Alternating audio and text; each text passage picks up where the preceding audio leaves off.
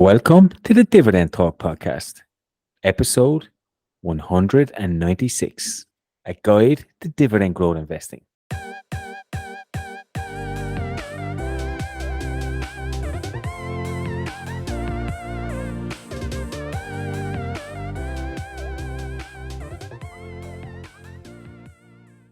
Today's podcast is about getting back to the basics by sharing our guide to dividend growth investing. We have a lot of new listeners, but we believe there's definitely something in it for everyone, no matter at what stage you are on the journey. Furthermore, and as usual, we discuss the news of the week, the most recent dividend announcements, and answer all of your questions, most notably what are our 3 last buys over the last few weeks. For those of you interested in delving a little bit deeper into specific topics, we also offer a premium service. This service is centered around our newsletter, featuring in-depth analysis and special subscriber requests, but also offers dividend safety stock cards, access to our beta dividend safety dashboard, and an e-learning course on how to interpret the 3 financial statements. If you haven't become a member yet, feel free to sign up for only €119 a year. Additionally, we would really like to give a shout out to our latest subscribers. Ready? Let's get started and enjoy the show.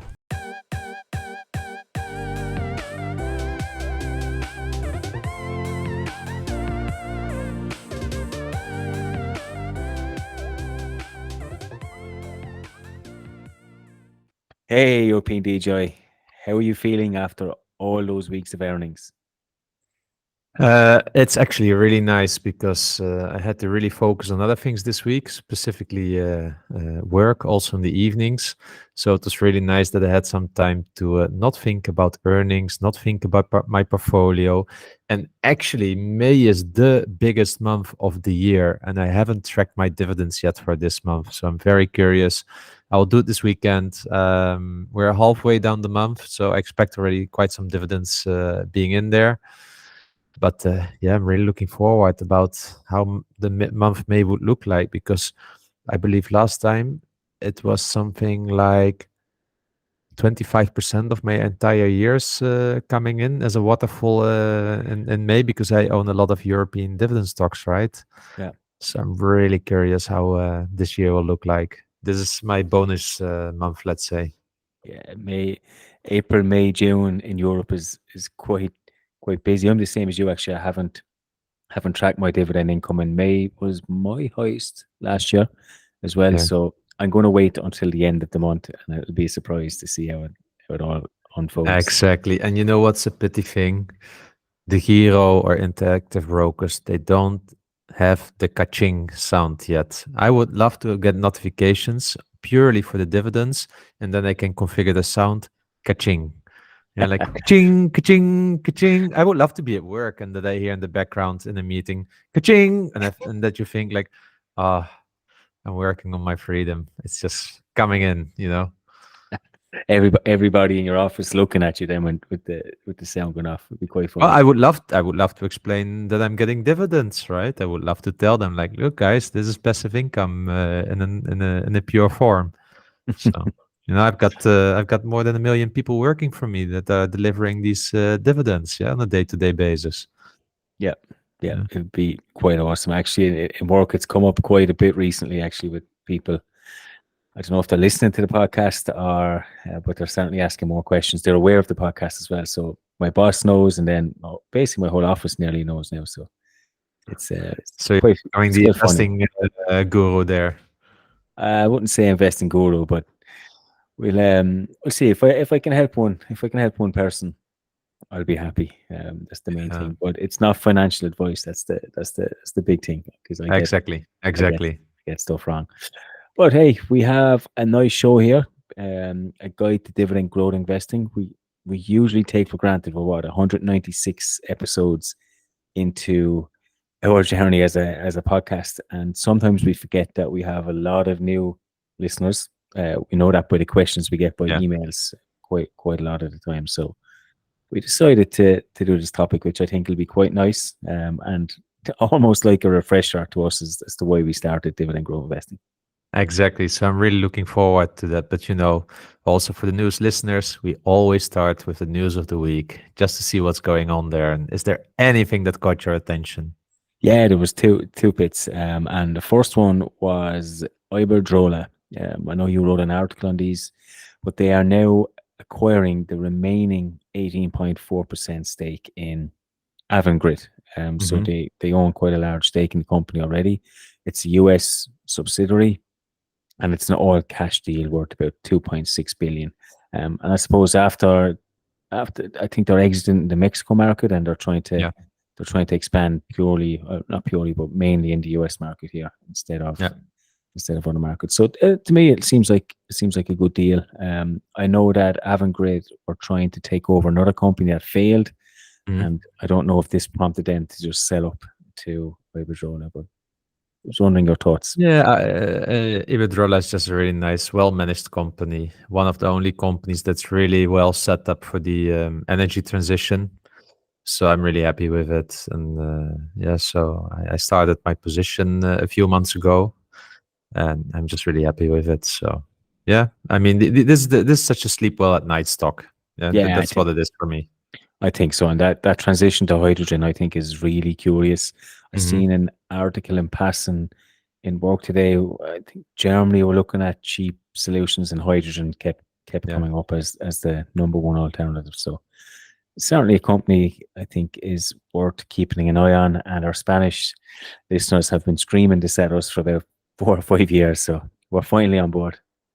Definitely, definitely. And Spain generally is good in the energy market, electricity and such. So yeah, nice one, nice one. But then I think the second news item is, Yeah, you know, this triggered me because what I want to know is, when did you sit down with Warren Buffett and have a conversation with him? I didn't, he just taught me how to invest from a valuation point of view. So yeah, but why are you saying?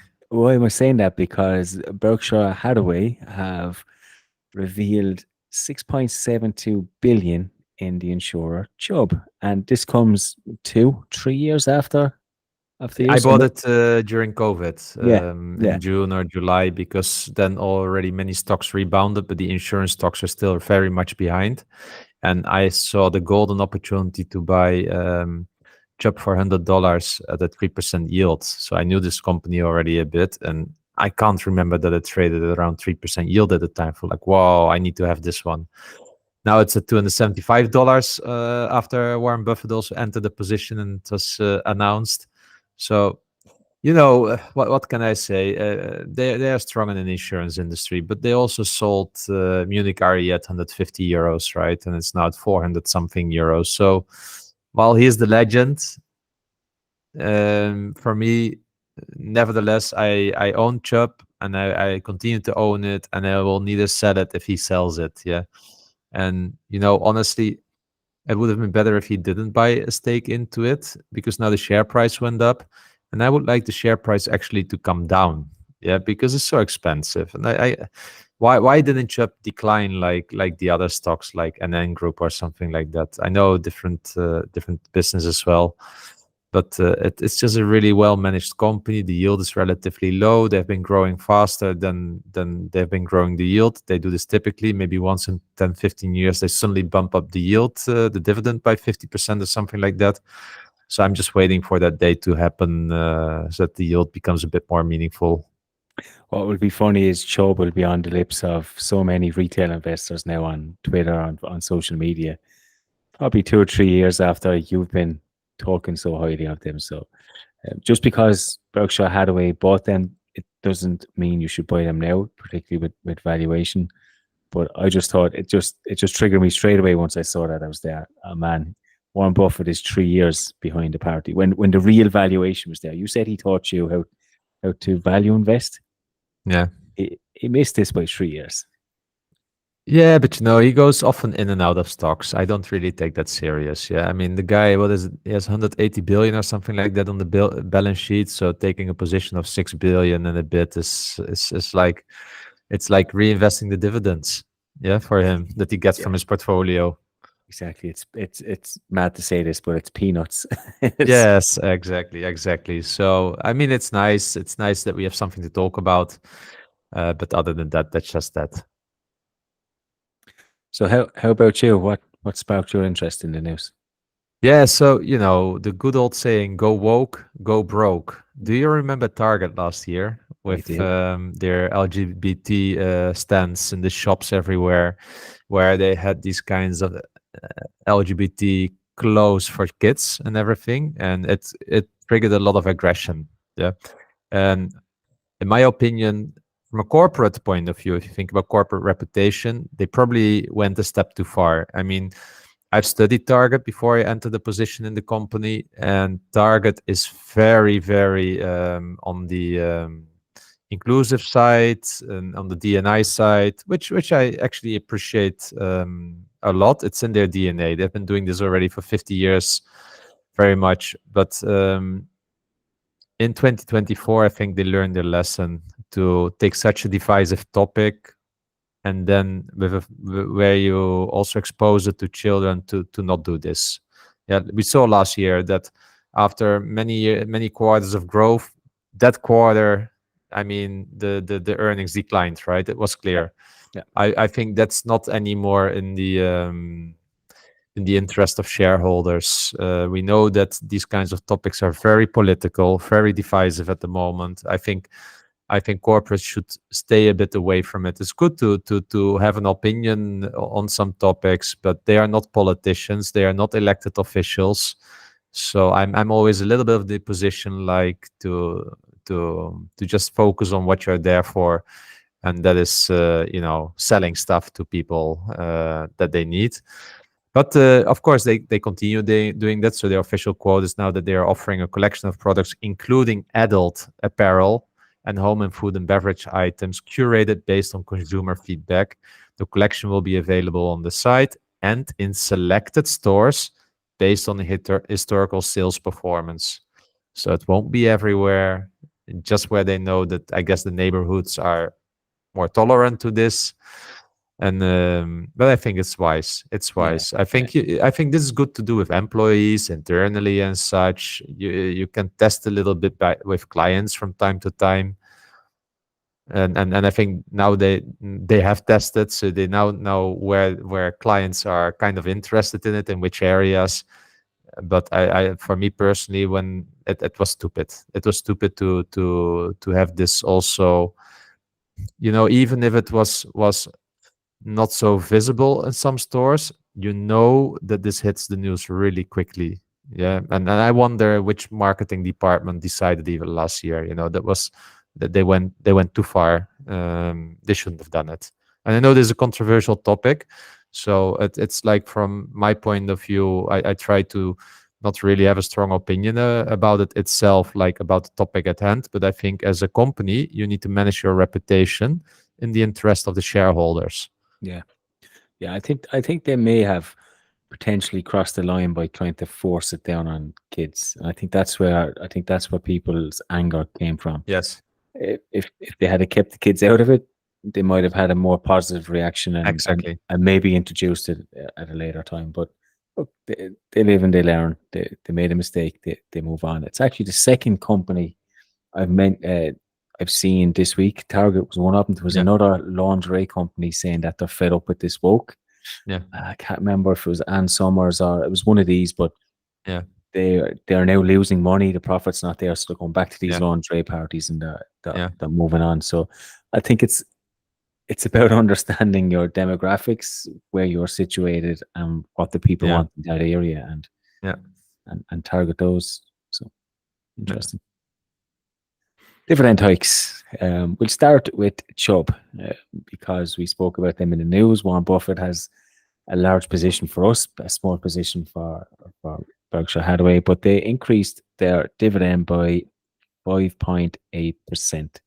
You got to be happy with that, considering you got a nearly 3% yield off them. yeah. But I'm not happy with it. For No, me, they can do much more with it. It's just not. They can do much more. Come on, they can do much more. No, I'm not too happy with it. It's relatively low yield, low payout ratio. Come on, give us some more. greedy. I think last year it was lower, if I remember, because I think you weren't too Yes, happy last yes, year. yes. The dividend hikes are poor, so to say. Yeah. 6%. Poor, love it.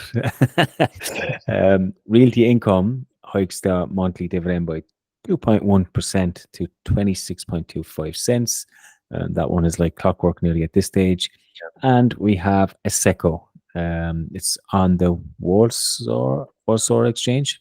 Yeah, we missed that one. It Yeah. was already like 2 weeks ago, but they had a really big dividend hike of 13%. So, really, really nice. And the company's doing well lately. Let's hope that it continues to do so. The IT market is not so strong anymore as last year and the year before in Poland. So just, companies are cost cutting. I think it's all around the world.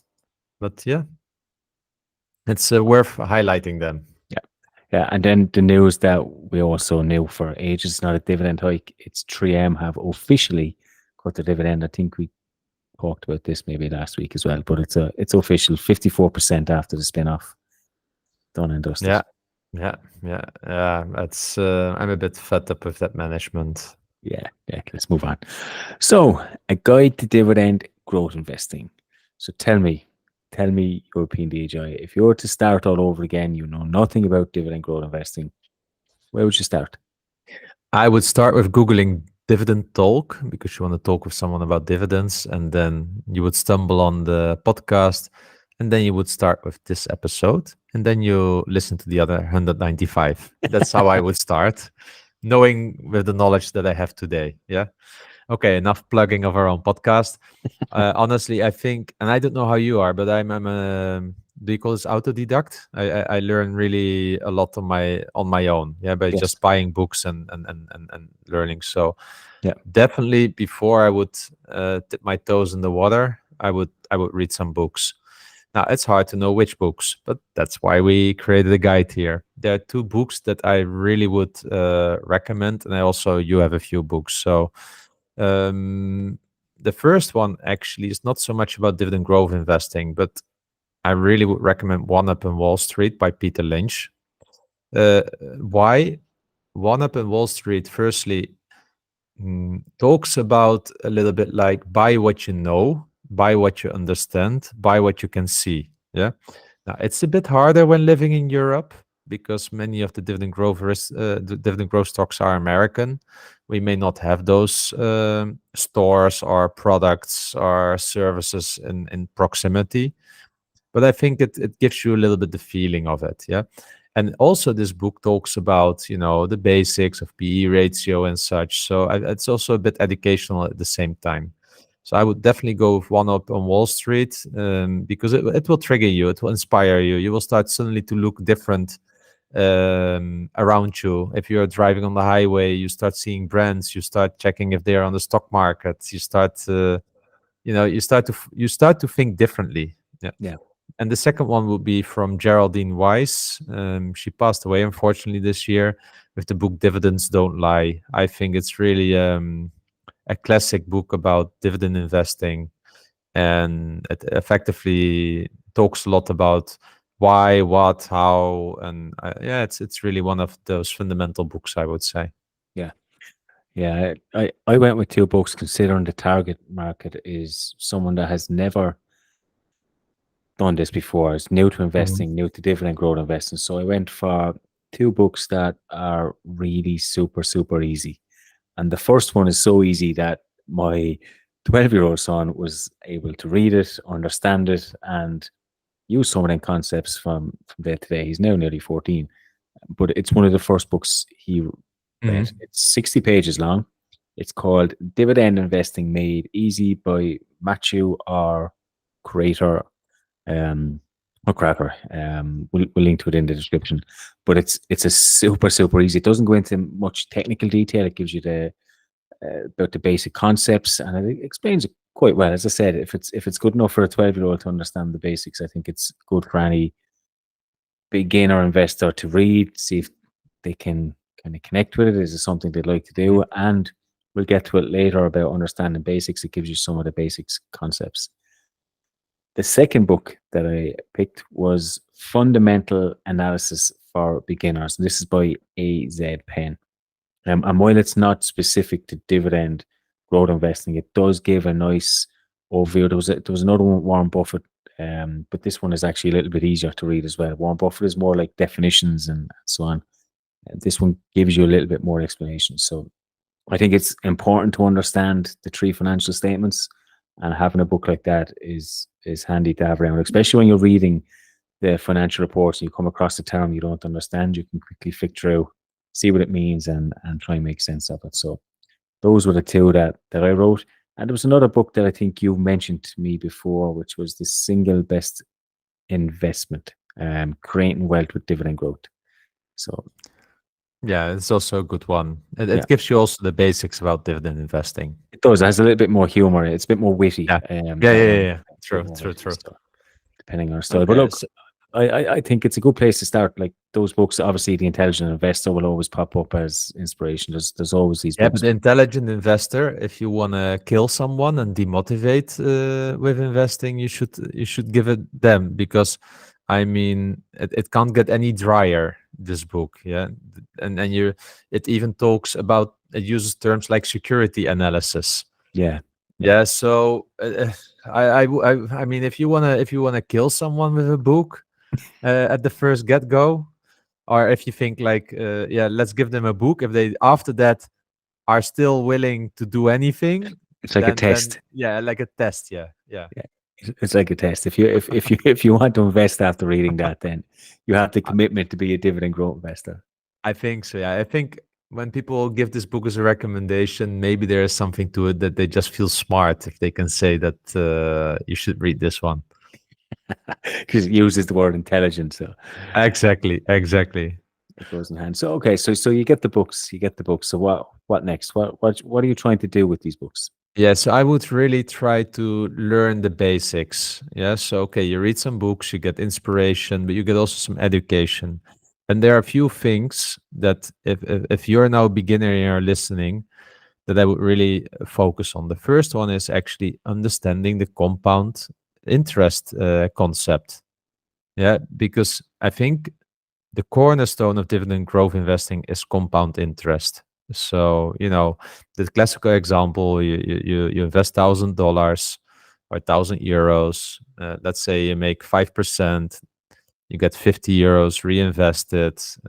Next year, it's your value is 1,050. Yeah, all else being equal, do another 5% on it, and you see that starts growing, and those charts are exponential.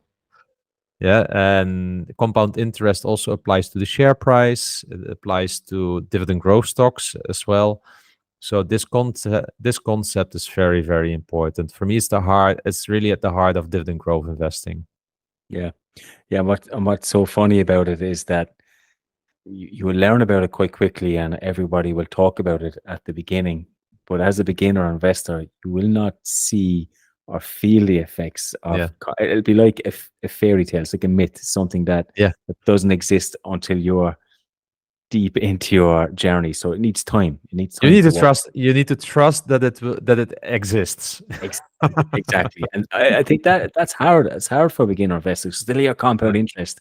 They're going to invest their €100 in the beginning and then wonder why it's not €500 this time next year. Exactly. So Exactly. Yeah, it's yeah, but and I think that this is actually also very important to understand about compound interest. It takes time, guys. It takes time when you're a dividend growth investor. Sometimes you see on TikTok like, if you start trading and you make 2% a day based on €1,000, you're like having 15 million after 2 years. Yeah. just Well, stop drinking coffee and you'll be rich and drink. Exactly. I hope that that's not the lesson you take when you start studying about compound interest, right? Because making 1% a day, I mean, then you are suddenly straight away with the top investors of the world. You're outperforming Warren Buffett by a mile. Yeah, so I think it's fair to accept like 7 to 12%, depending on how you invest as a dividend growth investor. I think something in between there, and depending on the economic cycle you're in. Yeah, yeah. And then I think the second best concept to learn after that is dividend reinvestment. And I think that's the beauty of where dividend growth investing comes from. It's Yeah, this reinvestment of dividends. And I think that's what will accelerate your compound interest. because this is money that you don't have to put in yourself. You're getting paid from a company, and you can choose to reinvest in that same company if you have automatic reinvestment on, or you can do what most Europeans are forced to do anyway, and actually have to invest that in another company yourself. So I think reinvesting your dividends is crucial as Yes. a dividend growth investor.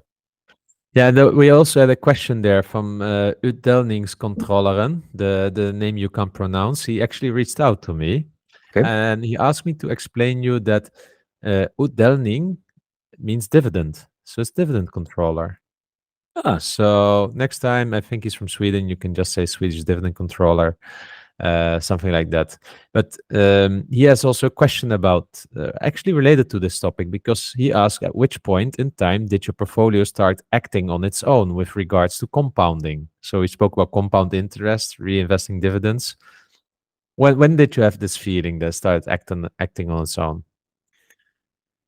it's not 100% evident for me yet. I'm starting to see that the dividends that I'm receiving is starting to add up more, but I don't feel that full effect of compound interest. I'm still chasing that magical Yeah, six-figure portfolio. I'm actually really close. It's so yeah, close now I can see it.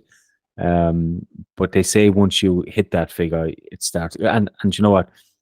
Even though I haven't felt it, I felt it actually through you, because I've watched your portfolio start at where mine is actually now. Your yeah, portfolio started yeah, at and where you are now in the same amount of time as it took me to get from where I was. So I can see it through your portfolio, yeah. but I haven't felt the full effect of it yet. But as you said, Yeah, for me, so still the magic mark is around the 100K, yeah, if you ask me, because you will have an average yield of between usually around 3.5 to 4%, depending on your investment style, which yep, means 3% net, which means 3,000 on a year, yep, which means 250 per month on average. Yeah, but it will be sometimes €100, the other, and then suddenly a month of €500.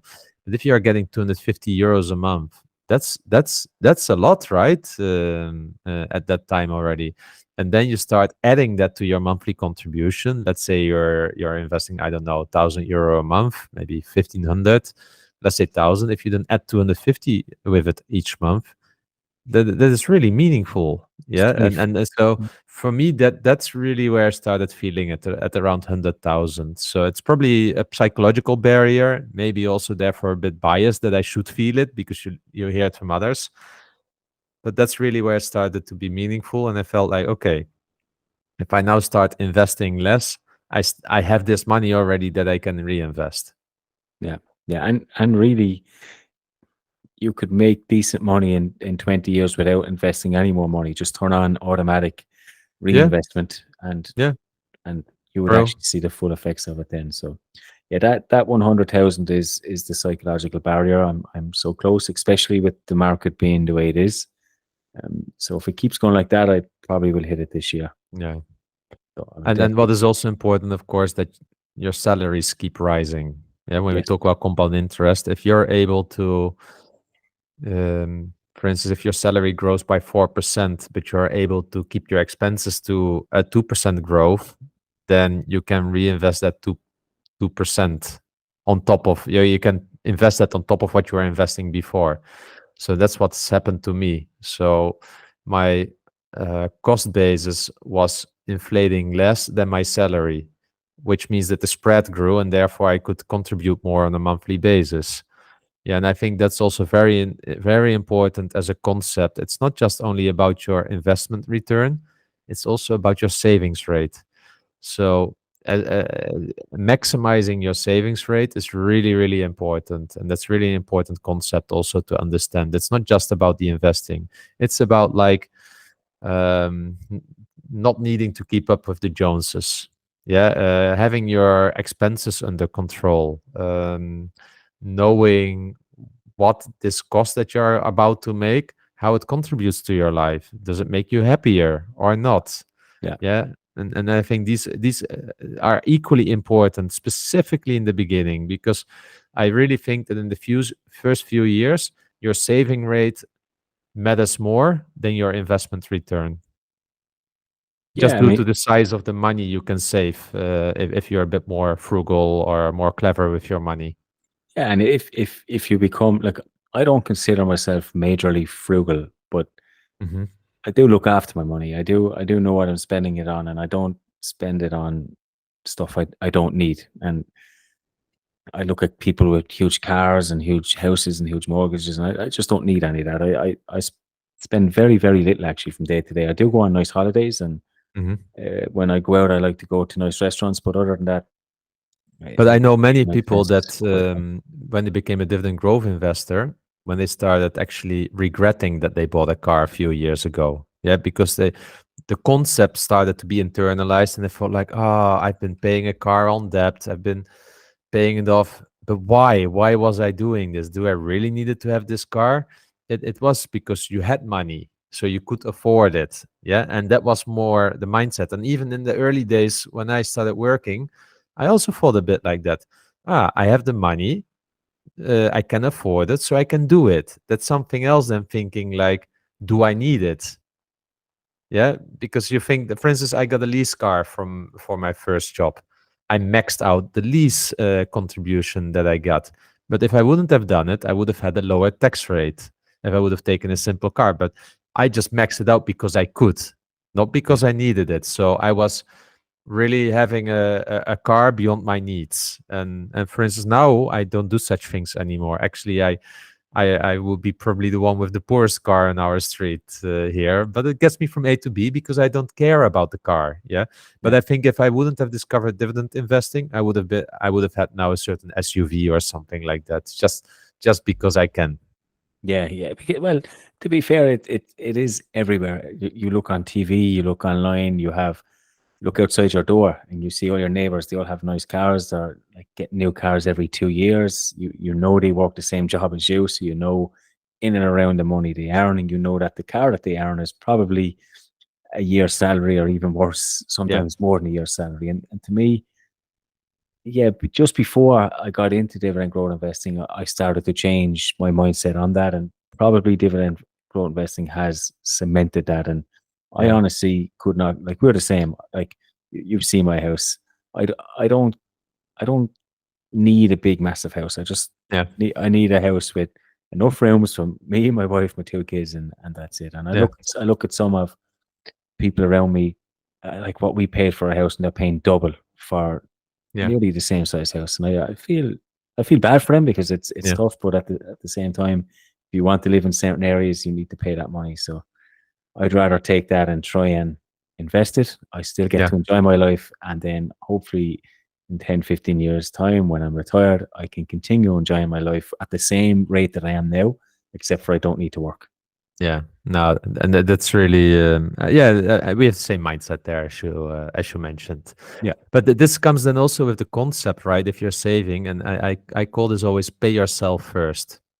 Yeah, and the funny thing is we have yet to talk about payout ratio and everything, right? We're really talking here about the psychology of money a lot and the basics. So pay yourself first for me is really like the moment my salary hits my account, I transfer already 50% of my salary out to the brokerage because at least I want to invest 50% of my income.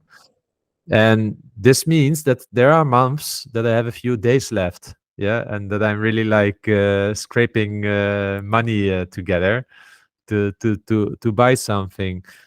But this has really helped me to stick to my plan. So this concept of paying yourself first, I think is very, very important in combination with your savings rate. So if you can forecast what your income is for the year, if you can kind of reliably forecast what your expenses are, which means, therefore, if you know that you go on a vacation and I don't know, that cost, I know it doesn't cost like that, but €1,000, then at least save €80 per month. Yeah. And that should, of course, not be in your pay yourself. You need to put that somewhere on your savings account so that you have the money when you need it. Yeah.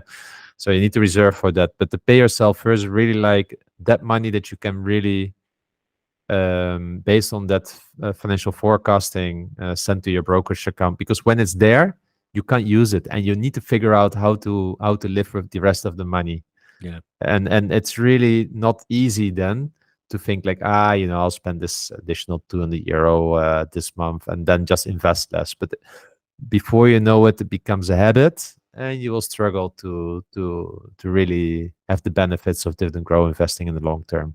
Yeah, this is such a funny concept. Pay yourself first, because it's popularized. You read a lot about it. What does that mean? And people take it in different ways. And in your way, it's okay. Take out 50% or a percentage of your income and throw it into a brokerage account. But what I find, particularly with some friends and family that are close to me, and they go through phases. Yeah. And they've read some of the books. They hear some of the sayings. Pay yourself first. And this week or this month, pay yourself first might be, they're not big investors, but they'd save. Okay, so it's okay, we'll take out 50% and we save. Next month, they'll go pay myself first, but they'll follow it with YOLO. You only live once. And they want this something online like a dress or a suit or something that they don't need, right? They have a wardrobe full of clothes, but this dress or suit is worth 25% of their salary, and they'll buy it based on the fact I'm paying myself first. So it's such a funny concept. I think it's you need to be very kind of rule based and strong with this. That pay yourself first doesn't mean going out and buying whatever you want whenever you want and forgetting about. No, but you can make it a rule, right? Most bank accounts you can create a regular transfer. You just plan it one day after your salary hits your account, and it's automated. You don't need to worry. Yeah, automation is the key. Yes, is the key here. If you can automate that and not buy those shiny things on Amazon and just send it to your brokerage account, I think that will set you up for success. But it relates much to the term of dollar cost averaging, right? Yeah. What is your perception on that?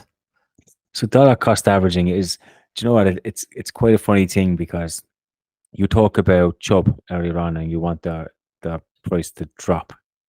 And as an investor, as a dividend growth investor, you're buying, you have a yield on cost, which we might talk about later, but you have a specific yield, say 3%.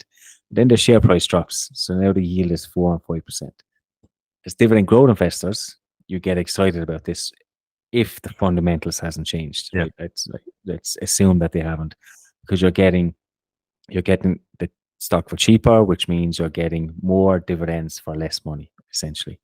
And that's, I think, but it's a hard concept, because remember, when the share prices are falling, it's usually because something is wrong, either in the wider stock market or in the company itself. So it's, although sometimes we like to say dollar cost average and buy down, or that's average down, it's not an easy concept. But the dollar cost averaging is, why it's so important. So dollar cost averaging is, again, you just invest 1,000 each month. Yeah. What you achieve with this is that you're not timing the market. So it's the opposite of timing the market. Timing the market is kind of where you try to buy low, sell high. Yeah. Well, there are not so many investors that are good in that. Yeah. There's not a bell ringing at the top and not the bottom. Yeah. It's really something tough. Yeah. And knowing when to sell for me is even harder than knowing when to buy. So dollar cost averaging, you kind of don't care about that. It's not about timing of the market. You just buy every month dividend growth stocks at whatever the market is at that moment. That it means you buy sometimes a bit more to the top of that cycle. You sometimes buy more to the bottom of the cycle, but you in the end you have it on average. Yeah.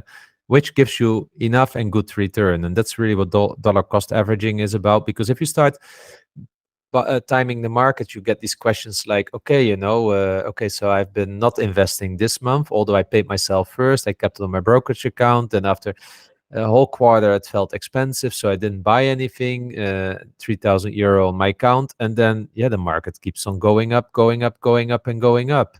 And there you are. You didn't invest the money and you lost an opportunity, right? So this is really what dollar cost averaging is. And I think dividend growth investors benefit from such an approach really a lot. This consistency, this discipline. I think you hear it already when we talk about compound interest, reinvesting dividends, pay yourself first. Now it's so much about discipline and consistency.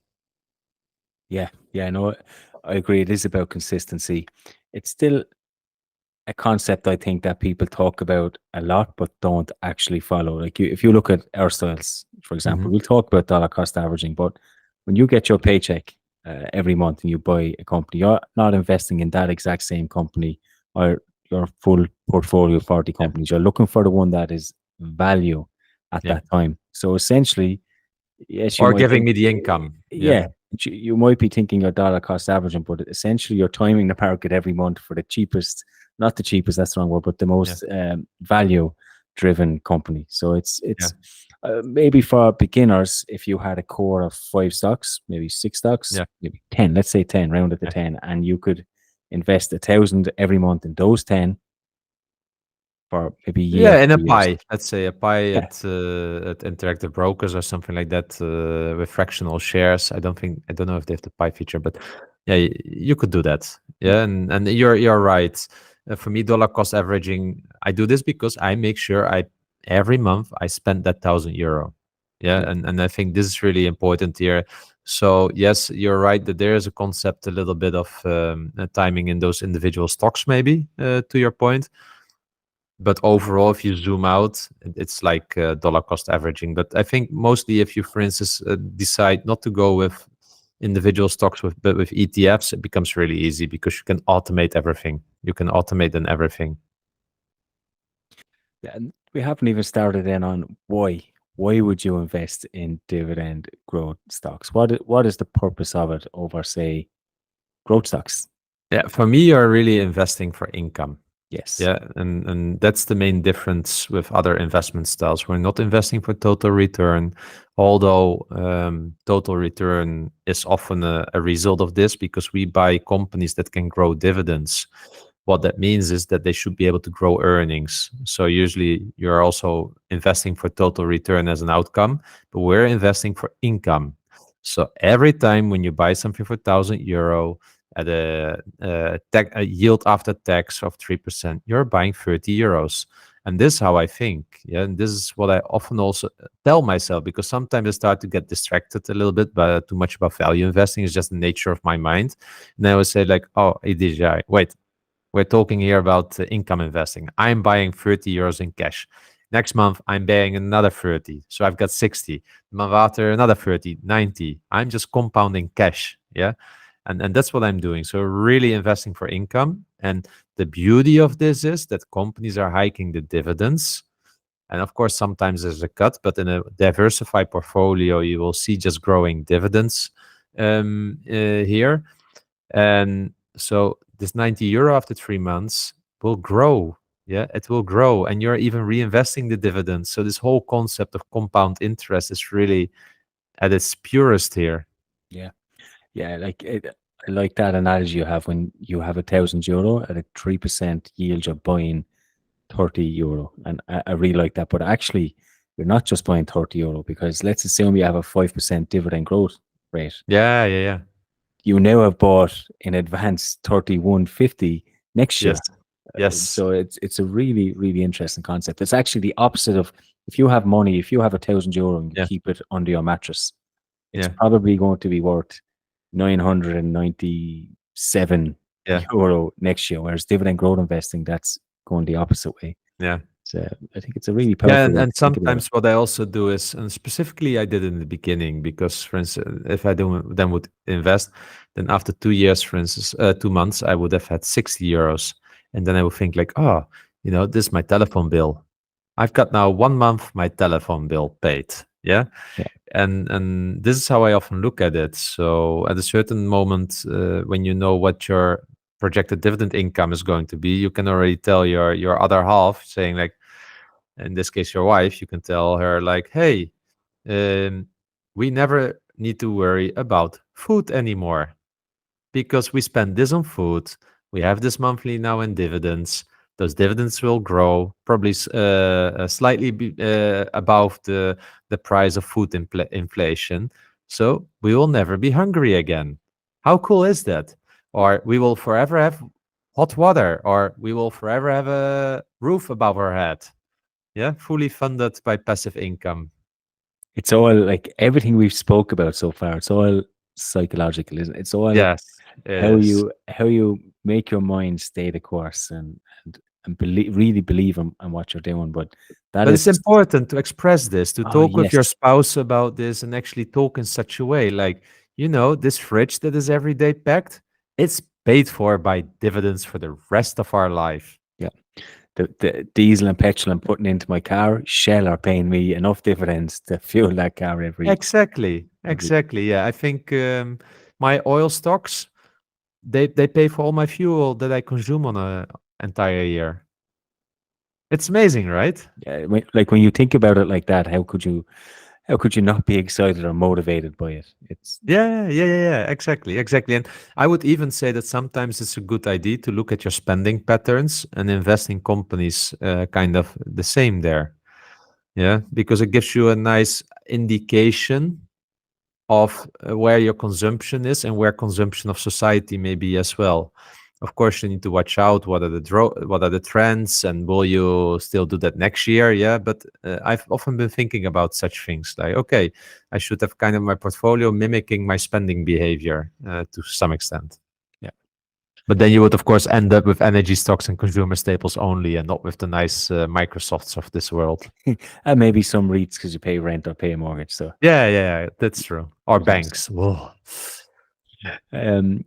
so we're talking about learning the basics of dividend growth investing, and we haven't actually talked about any of the fundamental basics. So tell us some. What are the basics of dividend Of growth course, investing? dividend yield. So dividend yield is really you take the absolute dividend on an annual basis that the company announced to pay.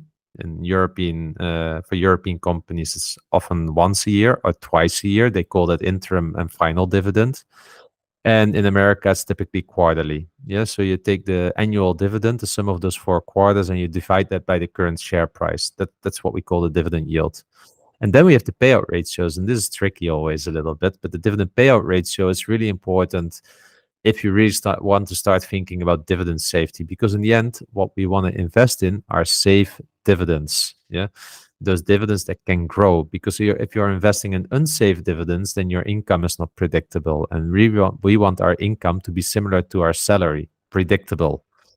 Yeah, so the payout ratio is one of those very fundamental let's call them litmus tests when you're looking at a stock, and you can calculate it based on two elements: the net income, so the earnings per share, or the free cash flow per share. It really depends a little bit on the company. If we want to make it even more complex, in real estate investment trust, we would talk about funds from operations per share. Yeah, Yeah. but let's take earnings per share. So if a company makes five euros in earnings, pays out a dividend of €2, they have a 40% payout ratio. That's good because you have a little bit of a buffer. This €5 of earnings, maybe next year €4 because they have a bad year. But because it's only €2, they could still grow the dividend to, I don't know, with 5% to €2.10. Yeah, and they are not then in a trouble that they need to cut the dividend or something like that. Because what people shouldn't forget is that the dividend is effectively a profit or a share of profit paid to the shareholders. Yeah, and this is really what a dividend is. So if you are not making the profit and you would still pay a dividend that is larger than the profit, then you're borrowing money, and that's not sustainable because you will blow up the balance sheet. You will need to pay more interest, and if you do this too much, you will go bankrupt in the end. So payout ratio is very, very important here. We love for many businesses free cash flow because earnings per share can be manipulated. IBM classic case as an example, and free cash flow usually tells a better story.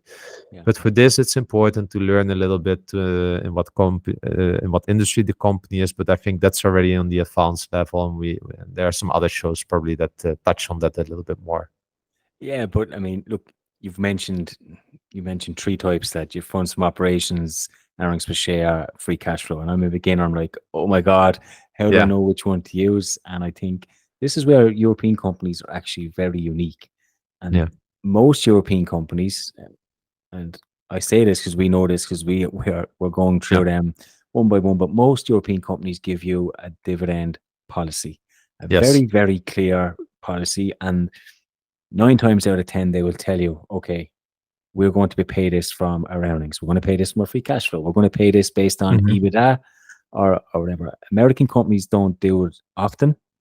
True. They're not as explicit. But I think if you're investing in European companies, you're wondering which payout ratio you should use. look for the dividend policy because it's Yeah, usually really good very good. advice. Yeah. And what about tax? Tax is always one of these Yes, what items. you need to know, generally speaking, is that investing in Europe is impacting your tax bill. Yeah. Mm. So there are companies like in Switzerland where you pay 35% of tax. That's a lot. And it's not easy to reclaim unless you're Ellen and you live in Sweden where the banks do everything automatically for you. But most of us in Europe, they don't have that benefit. Yeah. So you may lose a lot of money that you can't really easily get back. And even if you want to go via the reclaim process, you would need to show dividend certificates, and your broker charges for that most of the times. It's not easy. It is possible, and I'm the one that's always taking the tough way here and trying things out. But I think it's important to know. So you really need to have a strategy a little bit from a tax point of view as well. And then on top of that, if you live, for instance, in a country like Poland, you have these kinds of retirement accounts that you can use for investing. IKZE. I believe you have also an ISA in the UK. In the UK, we do, yeah, Yeah. not in Ireland. So you can often invest there in a tax-free manner, which is also very much to consider, because if you're at a certain age and you know that you won't be living off the dividends before you officially retire from the workforce, yeah, then maybe it may be much more smarter to use a tax-free account. I would even say, generally speaking, if you don't have a high need to stop working, I would always max out those accounts. I'm a little bit different. We max out my wife's, but personally, I will live off dividends in a few years from now. Yeah, so 20 years earlier than I would normally stop from the workforce. So I don't want to wait for that. Yeah, and I want to use the cash now, and then maybe later I can start maxing out based on that. So yeah, tax is important. And if you then look at Europe, there are a few tax favorable countries. The UK, you pay 0% dividend withholding tax. Netherlands, 15% as an example. But then if you look at the other alternatives, Germany is 26.375%. You have Switzerland, you have Sweden, 30%.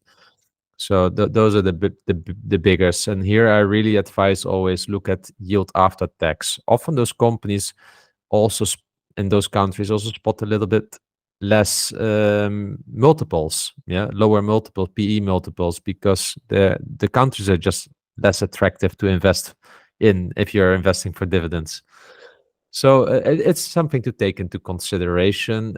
Officially, America, I believe, has 30% dividend tax, but we can fill in this form at every European broker almost, and then you get charged 15%.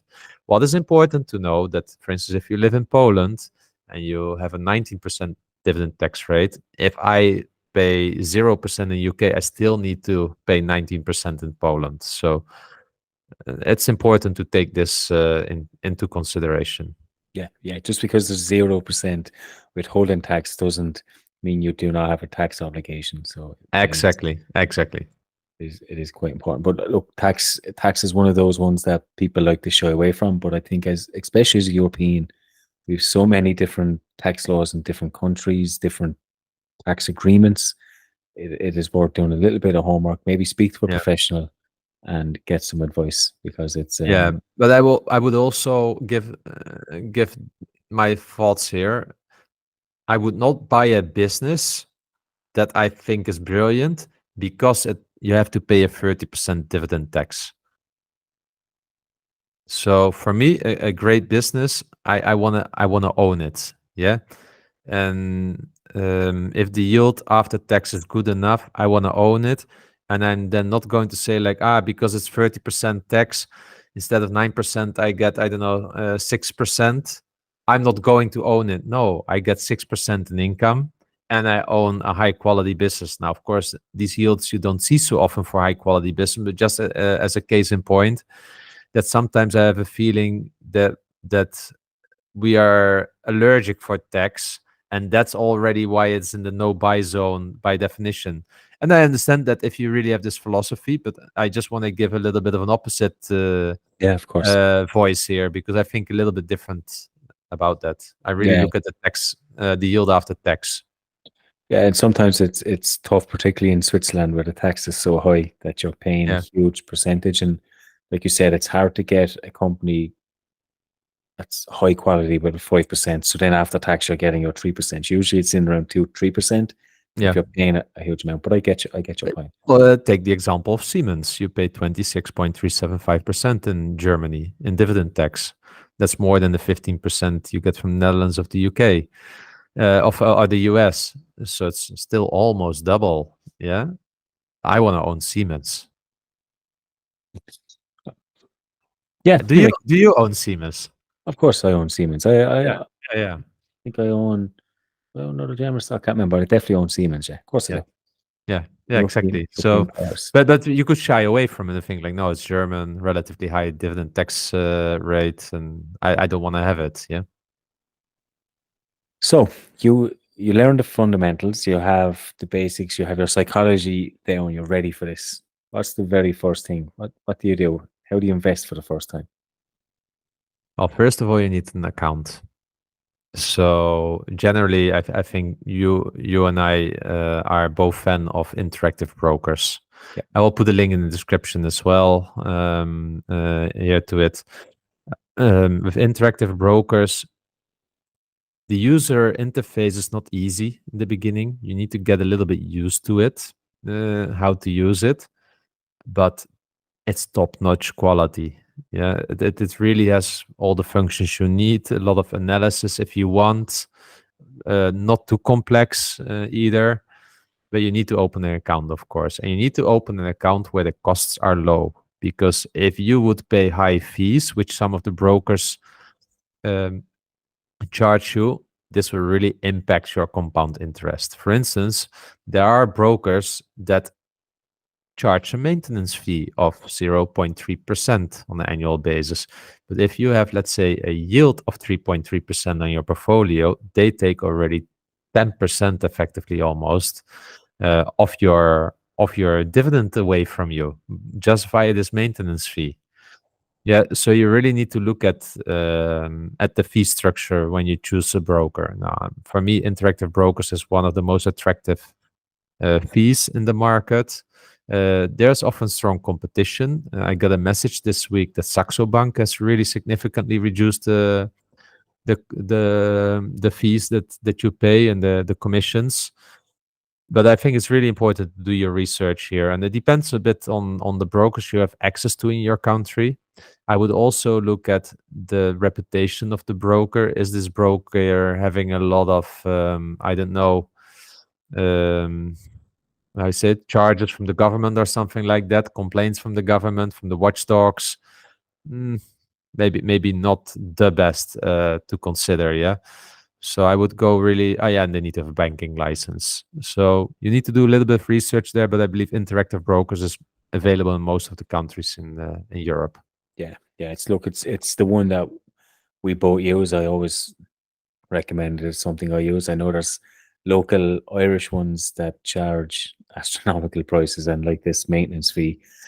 Yeah. Look, depending on the amount of money you have, maybe these ones might be a little bit safer. I don't know if they are, but maybe they are, and it might be worth the extra money. But as a retail investor that invests monthly, I want to keep my fees down. And from my research, interactive broker seems relatively safe. I'm protected up to a certain amount of money as well. So I wouldn't go too far. And look, I actually don't mind the interface too much. You get used to it. I know it's not as slick as Trading 212. It's not as easy to use as the Hero, but it's not that complicated. No, So, you just need to get used to it. You need to find your way around in the beginning. But if it's your first broker, you won't know any different. True. Yeah, and then so you have an account, and then you want to start investing, right? You want to buy those dividend stocks that you've learned about, that you read about. And of course, it doesn't go all in the sequence that we're talking. You may start buying already a little bit, because once you start opening the book, you get excited. You think like, I want to buy a stock. Yeah. So, if you decide to go for stock picking, because there's another thing, you need to make a choice depending on your access, whether you go for ETFs as your core or stocks. I would generally recommend for everyone to keep it simple. if you don't have the time to read a lot in annual reports and such, to go for ETFs. But in Europe, we're screwed because the real dividend growth ETFs that are also actually growing the dividends year over year, they are hardly accessible to us. You need to do some workarounds. You can do it, but I would not recommend those workarounds if you don't know what you're doing. So you will not have access then to Schwab dividend ETF or something like that, or a VIC, from Vanguard dividend growers. So so if you can't do the ETFs, you end up like most of us here in Europe, that's stock picking if you're a dividend growth investor. And I would really start just with some classic dividend growth stocks as your first list to go through. We can put the link in the description. You have the Dividend Champions list, where you have, it's called the CCC, the champions, the contenders, and the challengers. Yep. So you have their stocks that have, for instance, grown the dividend for more than 25 years. I would look at those. And then when we talk soon a little bit about like PE multiple or dividend yield, you can do a little bit of your screening criteria, but I would start with those. Or you come to my website and you see that the Noble 30. There are a few other lists as well that you have, UK or something like that, and you'll find enough inspiration of dividend stocks. But you will need to check like if they are now at a good price point to buy. One of the most classic ones that everyone will tell you about is Johnson & Johnson.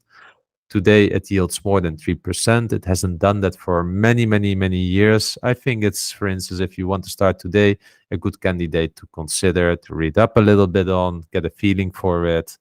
Because of course you need to do your own homework, as we always say, because you really can't borrow your conviction from others. Which is probably why if I was starting and picking a first stock, it don't necessarily have to be one of the classical stocks. Maybe it's a company that you know quite well, because then you don't need to do as much research into what the company does. You know what they do. So then it's really understanding now the fundamentals. Do they match what you believe the company is doing? And actually, you might buy the products already, so you already have that interest in the company, and that excitement is there. So that's I would probably pick someone that I know at the moment rather than a classical company, just to make it a little bit easier when you're learning at the start. There are obviously screeners out there. There's loads and loads of different screeners out there, and they are useful. The one issue with screeners is sometimes you can miss quality companies based on screeners. But I think as a beginner, I think a screener has its place because I don't know, there's hundreds of companies. It's hard to make a decision. Exactly. It's really hard to make a decision. So it's a really good way of narrowing it down to 10, 20 companies, and then you can make a decision based off of that. Yeah, and I've got a link in my blog on how I screen for stocks. So I will add that also to the description of this episode. And I also believe that investing for the first time, and you spoke in the show earlier that Warren Buffett taught you to be a value investor. But I think for your very first company, you're getting a feel for this, I would not worry about valuation. I would worry more about quality. Yes. Now, it doesn't mean if a company is trading at 100 PE or 40 PE or something, you go and buy that. But I mean, if it's trading 20, 23, 24 PE, something like that, that's relatively high, don't worry about it. I would put a simple rule in place. So, and I would say don't buy stocks that are at a higher PE than 20, just as a simple rule. I know you said 23, 24. I would expect then already high growth, and most of those stocks don't grow that high. We're just in a market that is always at a very rich valuation the last few years. But I would look for stocks that are lower than 20 PE. If you want to make it a little bit more advanced, look a little bit about what the industry peers are trading. So for instance, if you buy an oil and gas company and it's at a 6 PE or at a 10 PE and the others are also all around there, you know that you're kind of paying the same for the whole cohort. But I would generally not pay for more than 20 for anything in the stock market, because otherwise it's probably a very high growth company, and then you need to maybe understand it a little bit better, like why it's growing even so hard, right? What is it doing? Yeah, but for your first company, don't overthink it. Make No, it simple. no. Exactly. Yeah, just start buying income. But whatever you do, try and avoid, because we all do it. Every Yeah. single person has done it that starts this, but try your best to avoid high yield traps. Particularly in the beginning, and you're getting to know the fundamentals of a company. Usually, if a yield is high, there's a reason. Mhm. It's not always a good reason. So Yeah. Think about Leggett and Platt. Yeah, the other day. yeah, exactly. I mean, look, there's countless um, examples out there, and you might think something like COVID, where there was dividend cuts and so on, Yeah. that they are rare events, but they're not. We have had an oil crisis. We had so many different crises over the last 10 years that there's always a reason to have your dividends cut. So look, Yeah. just be careful with high yield. Similar to what I would say, similar to the valuation, where you don't overthink it. I would do Yeah. the same with yield, even if it's 1%, 2%. Don't Yeah. overthink it. Just focus on getting your feet into the water, understanding the basics, Yeah. watching that dividend come in, and feel that excitement. And And also feel the scare. For instance, investing for the first time €1,000 in the stock market. That's scary. yes, it Yeah. is. And then the next day or even after investing it, you're looking, oh shit, the stock went 1% down. I lost €10. Shit, that's my lunch. Yeah. And when it's up, you're like on the roof thinking like, whoa, I earned my lunch back today. Yeah, Yeah. So this thousand, because you know that this €1,000 could have been in your savings account, yeah, safe. Yeah. For you know you will get the €1,000 back tomorrow, but it may be €990. Yeah, and you may feel really bad. So your investment psychology starts to kick in here. And for me, I don't know how it was for you, but for me, putting the first time €1,000 into the stock market, it really was scary for me. It took me a while, let's say two months or something like that. So after my second investment, that I learned like, oh, actually, I don't even think anymore about the first investment. Yeah, it's just yeah, doing something, and I was not looking at it anymore. I was looking forward what I can invest it in. But this first investment is tough. It's tough, and I had some people over the years reaching out. Also, sometimes had a call with them where they told me this, like, EDJ, I'm just scared to put the money in. It's so much money. I worked hard for this. Yeah, I got to this point in my career. I now own it. I don't want to lose it. Yeah. yeah, yeah. And I completely understand that train of thought, and that's why it's important to only invest what you can technically afford to lose without Yes. impacting your lifestyle. But I didn't have that feeling because my background was in sports trading, and I was turning over quite a large amount of money at the time as well. So when I came to put €1,000 into the stock market, it wasn't such a big Yeah. deal for me. I had already broke that psychological barrier, I have to say. Nice. So, Nice. but yes, be careful, because I can guarantee you, your first investment, as soon as you hit that buy button, that share price will drop, and then if you panic and sell, that share price will go up. It's a I gave guarantee. last week, I gave the example of when I was asked about General Electric. I bought it at the top. I sold it at the bottom after they cut the dividend and everything, and now it's 4 times up since I sold it. It's it's a guarantee. I'm telling you, there's nothing more guaranteed in life than that happening. It's just guaranteed. Stocks go up and down. Yeah. Okay, so you've invested, right? You have your first share. Then what? What do you do then? I would really now, with all the knowledge you have accumulated and everything, I would really start building your plan. And it's interesting. I didn't say, and you neither, build your plan at the beginning, because I think you need to get a little bit your hands dirty in the beginning to understand what it is about. You can start building your plan a little bit while you're reading already, because you'll get inspiration. You make some notes. You start to maybe already simulate some things. But I would first focus on understanding the concept, start investing for 1 or 2, 3 months, and then really start figuring out, okay, is this sustainable, this money that I was putting in the stock market, or can I do more? Yeah, because these are really good input parameters for your plan. Yeah, because it makes all the difference whether you can invest 10% of your salary, 20%, 30, 40. You need to get a bit used to this in the beginning. You need to stretch yourself as well a little bit. We have seen during COVID that our saving rates went totally up, right? That's also usually indication that you can save more. Yeah. So if you don't have those saving rates today anymore, that's to some extent lifestyle there. Yeah. Because then we weren't able to do anything. Yeah. So I'm not saying that it made us happy, but it tells you a little bit where the Yeah, borders could be. Yeah. yeah, So I would really start with building then your plan. So I've got a kind of a template on my blog where you can, I call it a retirement calculator. It asks you some parameters to put in. So how much money do you want to invest? What is your expected return? What is your expected yield at cost? And it will then tell you uh, how long it will take before you're financially independent. So what is financially independence for us? It means that your dividend income covers your passive income, right? Uh, Covers your monthly expenses. Yeah, accounted and taking into consideration inflation and all these kinds of things. So you can simulate this. So that I'll put the link in the description as well. But when you have done that, you get a good feeling of like, okay, what's my level of discipline and consistency that I need to have. So I would really start, with that. Yeah. yeah, yeah. And I tell you why I didn't say make a plan in the beginning. It's I think you have to allow yourself to make mistakes, and you can be guaranteed the first 2, 3, 4 years. For the first 10 years, because you still make Yeah, them. yeah, but your plan will change. Like your Yes.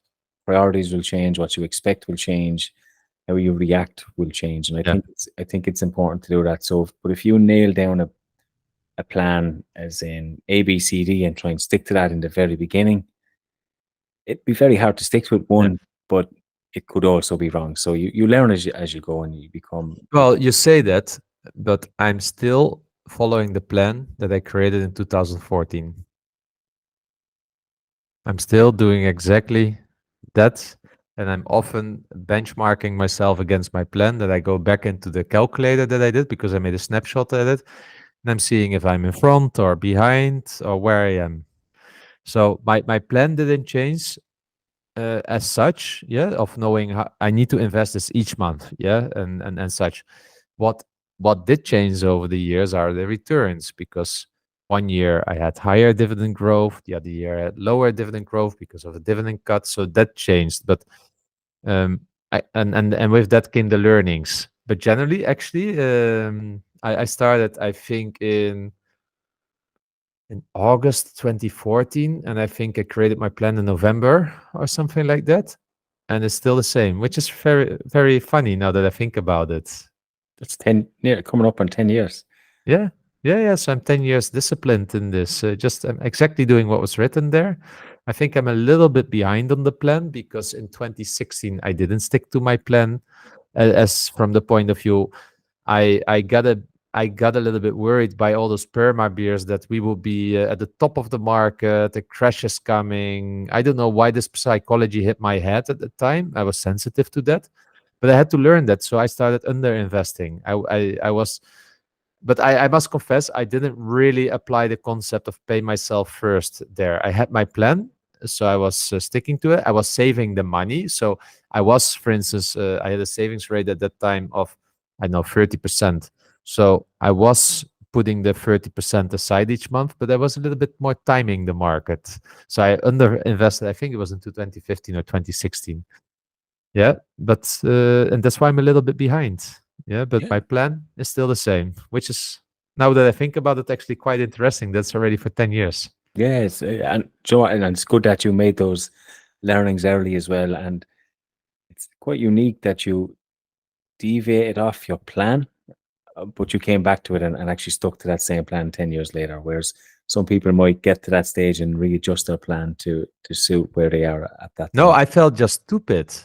I really felt like, why was I thinking that I wrote everything down. Why did this get into my head? Because on YouTube you have all those guys that are predicting a crisis all the time. And I was reading newspapers, and it got just to my head that that the market is too expensive. We can crash.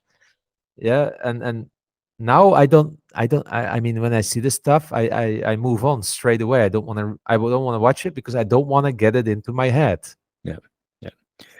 So you have your plan, you're tracking your portfolio, you're tracking your dividends. What about some stuff not to do? Oh, um buy dividends because we say buy dividend stocks because we are buying them. Don't listen to what you and I are buying. Yeah, because really you can't borrow conviction. We have seen it so often.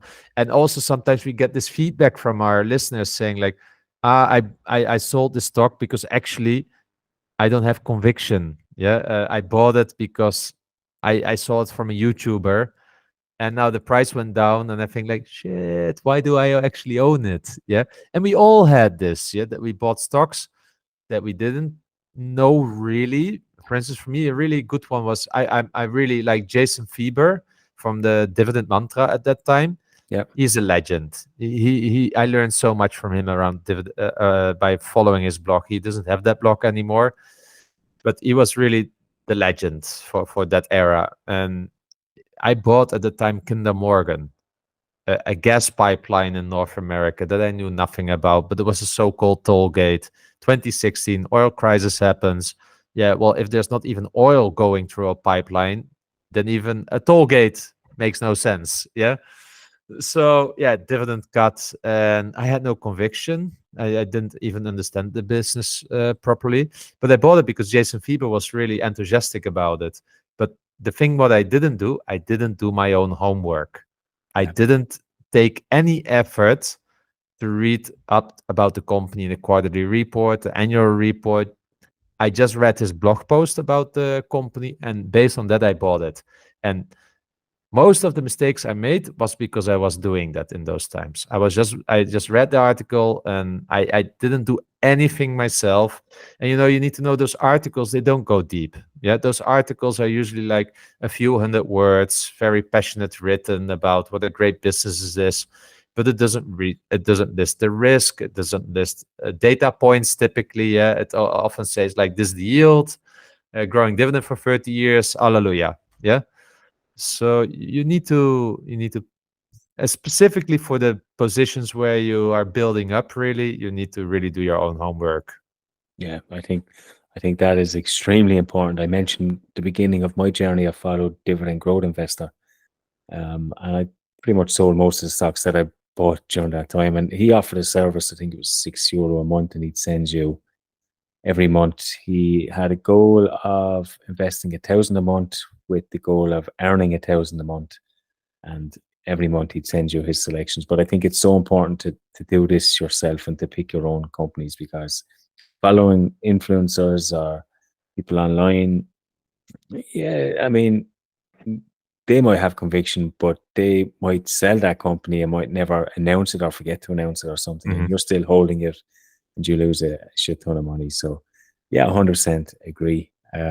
What I would also follow that up with is try and not compare your portfolio and dividend income to others online. Particularly, you see on Twitter, there's a lot of big numbers thrown about. There's a lot of people earning quite a lot of money, and we had actually Canadian talk on here who Yeah. was earning eye-watering money like from it, but it wasn't enough for him to fully retire, because it's all relative to where he's living, Living.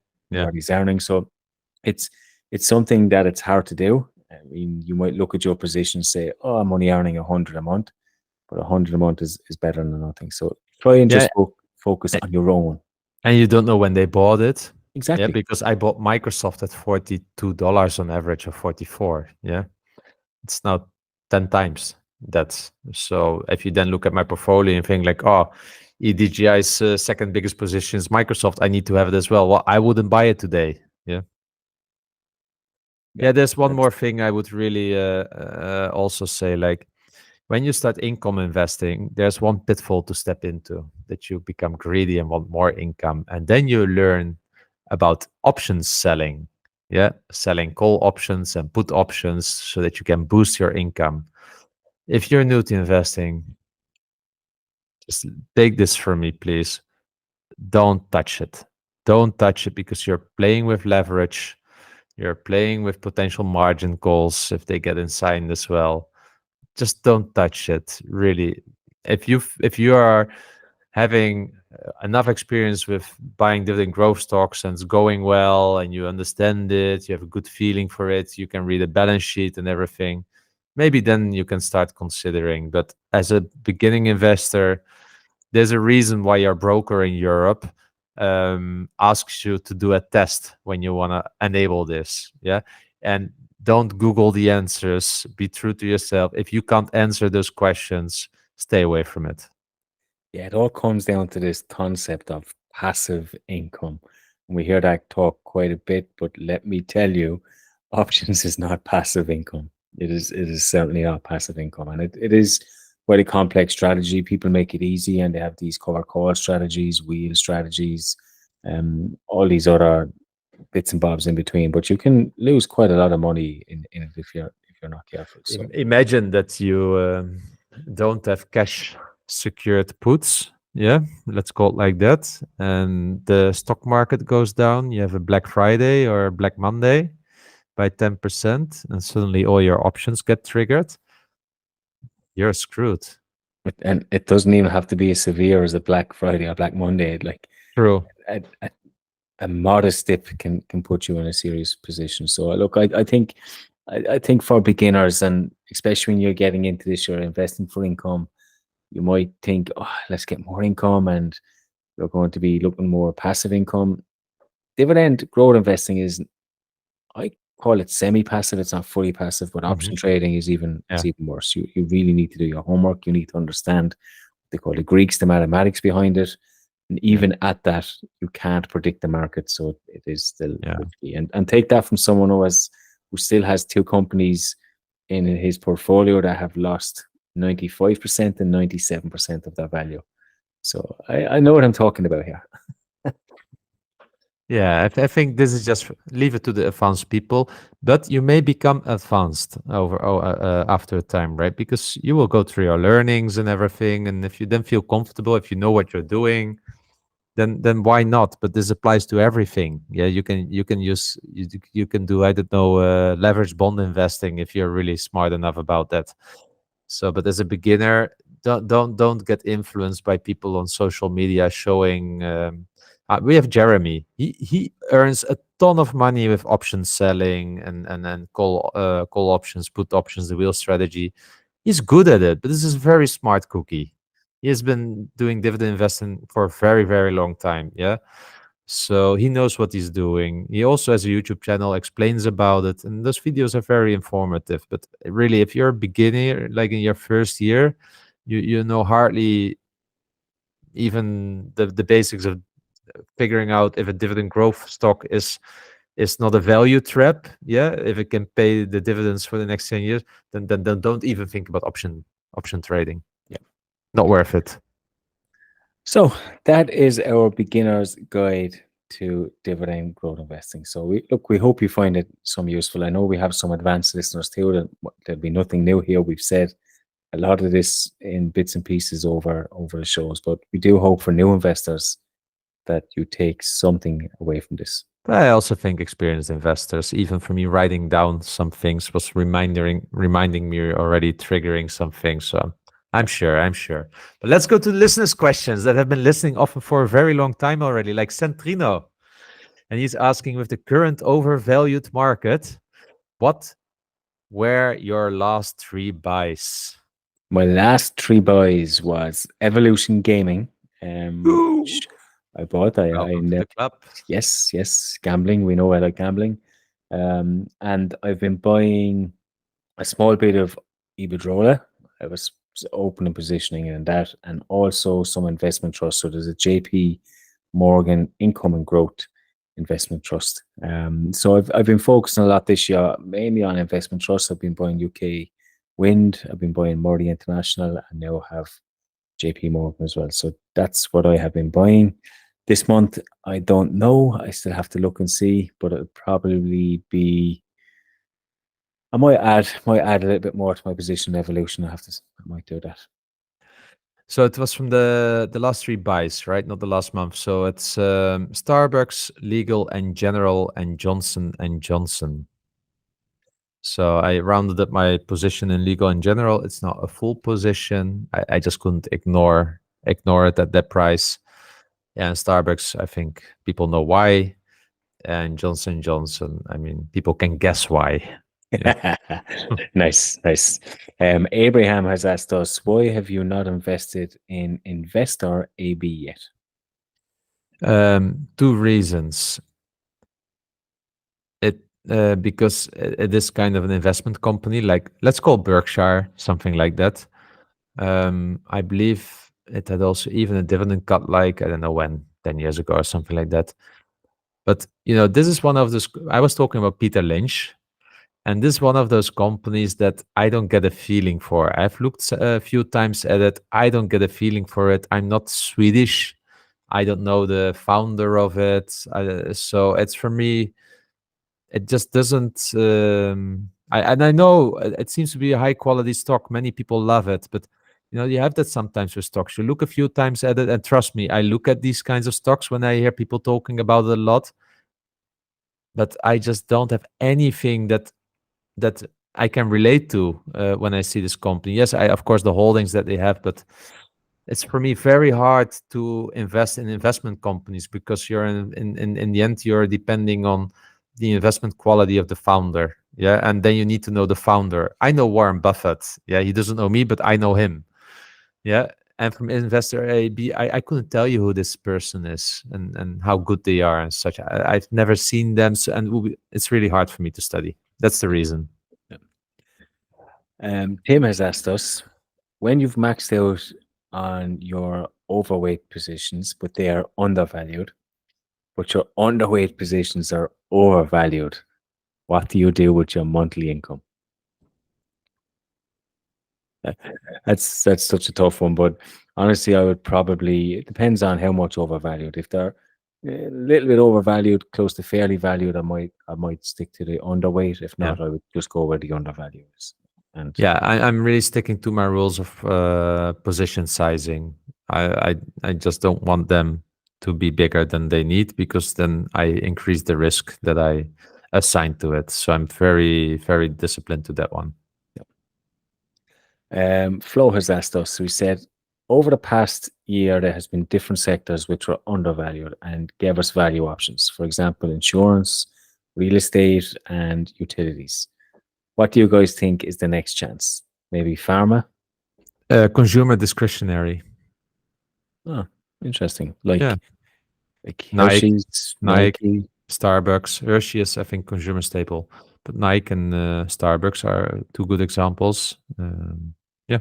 Yeah, I suppose with high inflation and It's just an observation I have lately that many of the stocks in that sector are beaten up because a weaker consumer, as an example, that we start to see. You need to know we're early in that cycle if this is a start of a cycle. But what I now see is that, in my opinion, consumer discretionary, there are some of the best deals at the moment. Jean Christophe has asked us, have you ever looked at French asset manager Armondi? He's a happy shareholder, nearly a 6% starting yield, nice growth to margins, and he prefers it to BlackRock.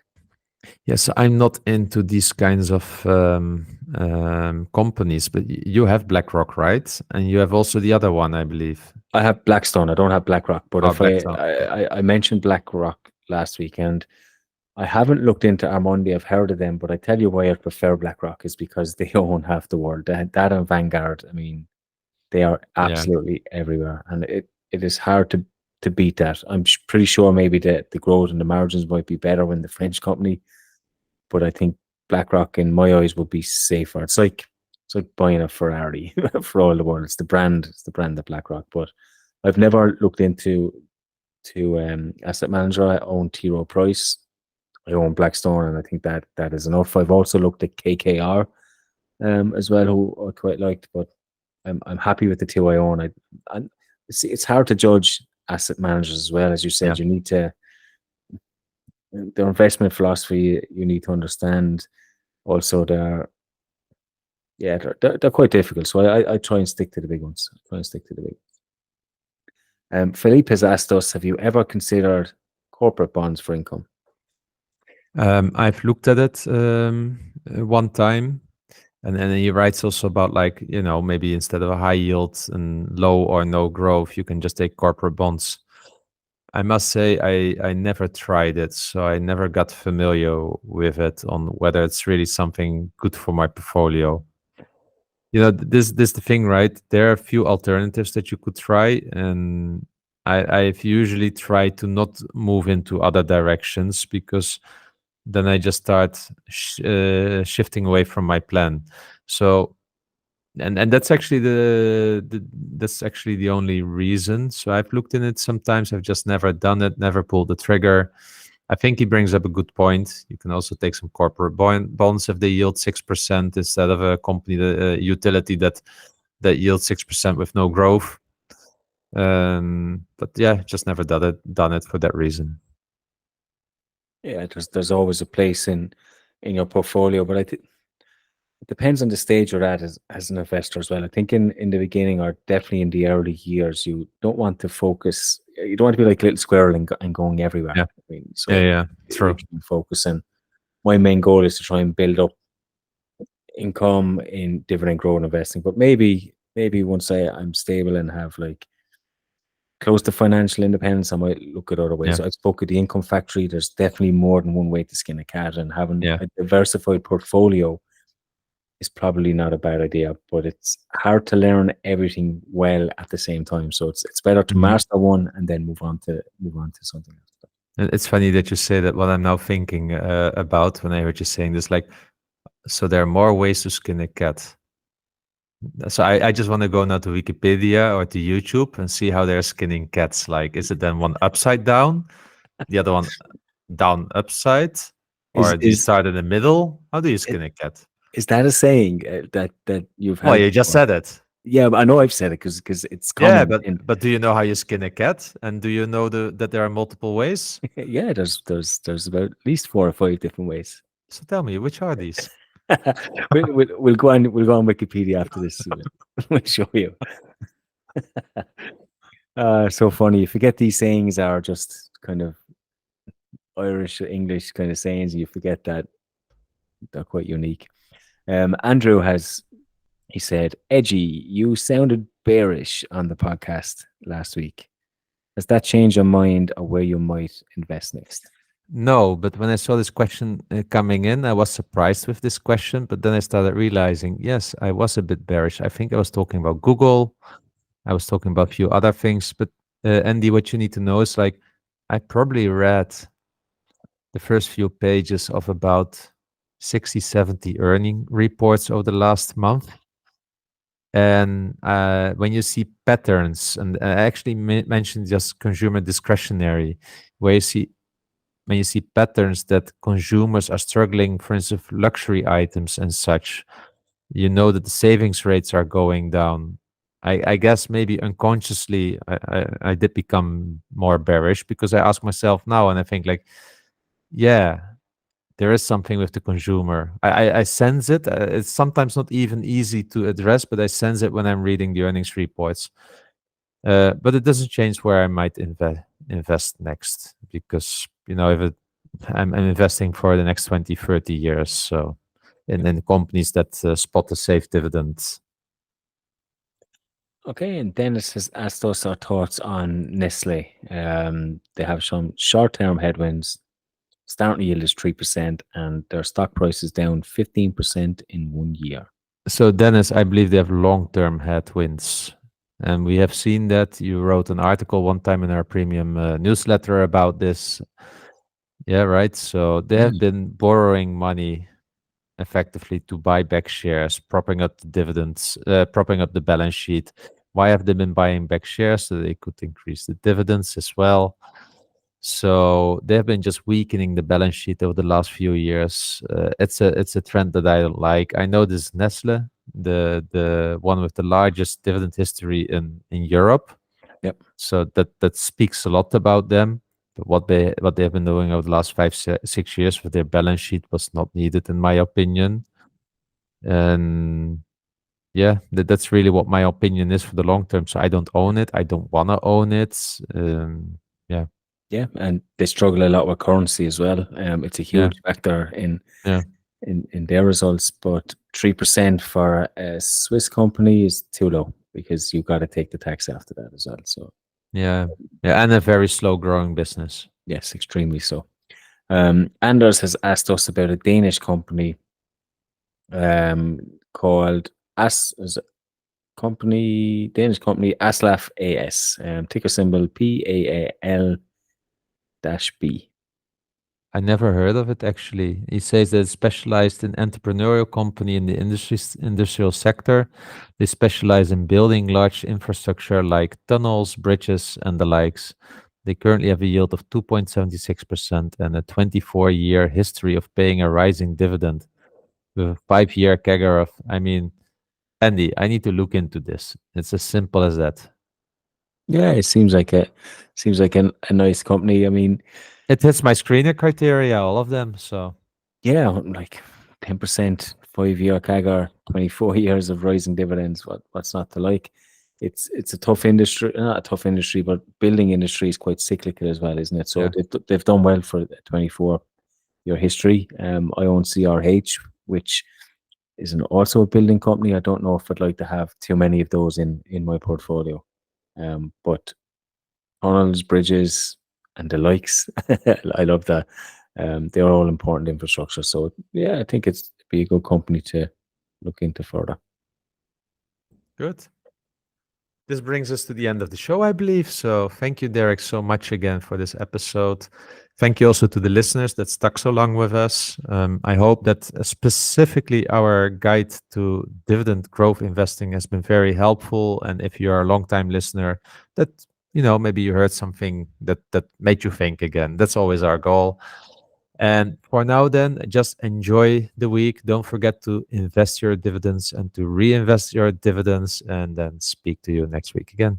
Remember, both of us at Dividend Talk are not certified financial specialists through formal education. We are just two guys sharing our journey for inspiration and entertainment purposes. Hence, this is not investment advice. Although we do our best, we can't promise that the information discussed is always correct, nor appropriate for you or anybody else. We always recommend that you do your own due diligence and be accountable for your own choices. As we always say, you can't borrow conviction from others. Last but not least, by listening to our podcast, you agree to hold us harmless from any ramifications, financial or otherwise, that occur to you as a result of acting on information provided in this podcast.